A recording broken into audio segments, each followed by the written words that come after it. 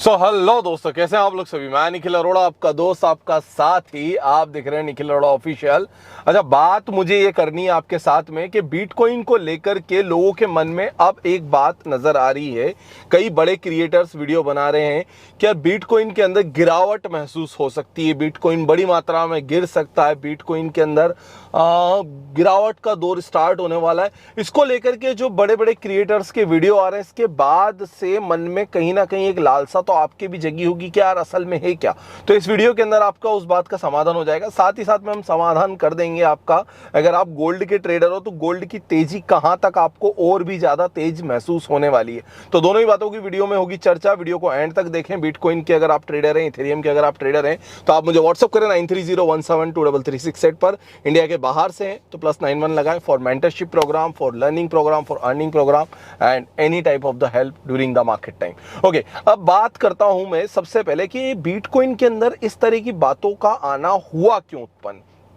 देखिए, पिछले कुछ दिनों में बिटकॉइन ने 1,24,000 यानी कि 1,24,000 के हाइस को हिट करा।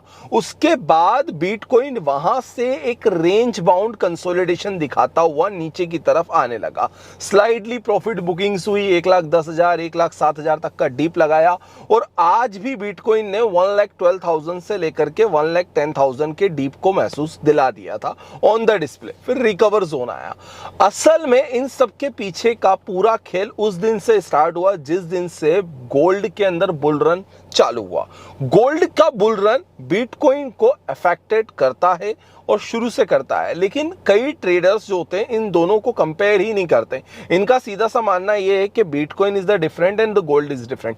बट आप ऑनेस्टली सोचो कि गोल्ड के बुल रन पर बिटकॉइन ठंडा पड़ जाता है, बिटकॉइन के बुल रन पर गोल्ड ठंडा पड़ जाता है, क्योंकि मनी शिफ्टिंग होती है। जो गोल्ड में पैसा है वो बिटकॉइन में जाता है, जो बिटकॉइन में पैसा है वो गोल्ड पे। देखो, लक्ष्मी का सिर्फ एक ही वो होता है कि वो स्थानांतरित हो रही है। जैसे energy will be transferred from the one sources to another sources, it never be stop on the one source. So money is similar like an energy.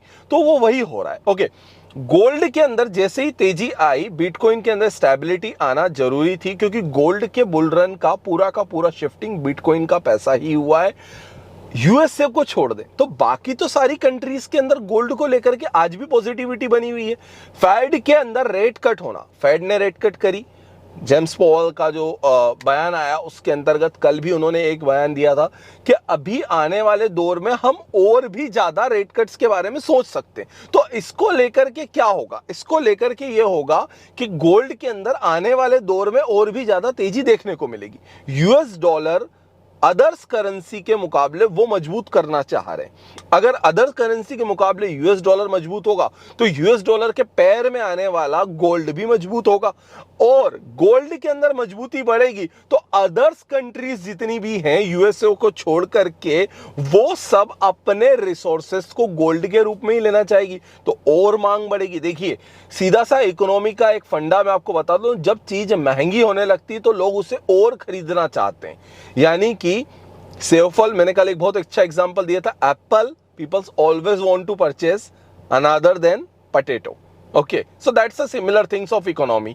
जब चीजें महंगी होती है तो लोग ज्यादा खरीदते हैं एज कंपेयर देन जब चीजें सस्ती होती हैं।